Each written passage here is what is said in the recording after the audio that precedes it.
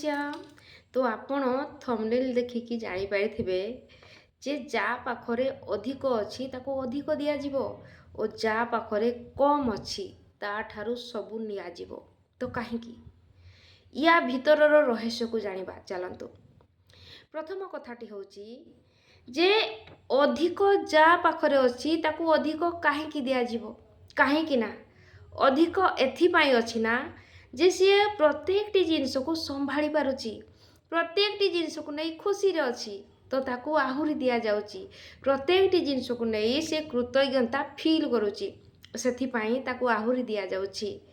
ओ जा पाखरे कम अछि ता पाखरु सबु निया जिवो। तो काहींकी एथि पाई जे से कम अछि बोली ता मनरे असंतुष्टि भाव अछि, ता मनरे जेतिकी अछि सेतिकी नहीं की खुशी नहीं, सेई जिनिस को सीए बिल्कुल नहीं कि खुशी ही पारु नहीं कि सेई जिनिस प्रति तार दायित्ववान नहीं। सेथि पाई कुहा जाइछि जा पाखरे कम अछि ता ठारू सबु निया जिवो, जा पाखरे बेसी अछि ताकू आहुरी दिया जिवो।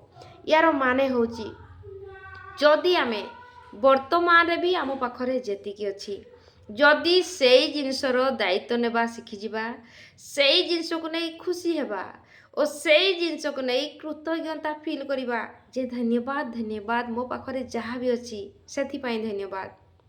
ओ एई कथा जानतु ब्रह्मांड सेते बेले देई थाए जेते बेले आमे जेतिकी रे थांती सेइठू धन्यवाद जेते बेले कृतज्ञता दियंती जे जहाँ अछि बहुत अछि सेथि पाई धन्यवाद धन्यवाद धन्यवाद हे परमात्मा धन्यवाद।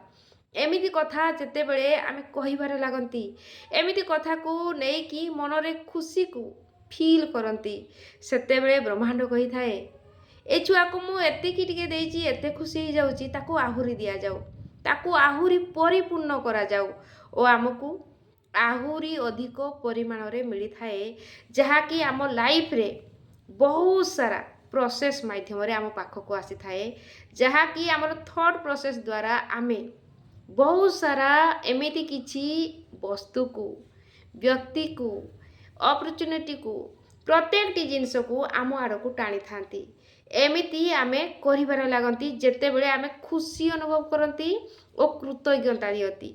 सेथि पाई आपनक पाखरे जेतिकी अछि जहाँ भी अछि सेइठू खुशी हुंतु, देखिबे आपनको अधिकरू अधिक मिलिबो ओ आपनको लाइफ रे एबे पुणी एमिति आसीबारे लागिबो प्रत्येकटी जिनिस आपण केबे विश्वास करि नथिबे। तो आजि ठारू जहाँ अछि जेतिकी अछि खुशी हुंतु, देखबे बहुत सारा आउरी अधिकरू अधिक आपण निज आड़ को आकर्षित करिवे बहुत सारा प्रचुरता को।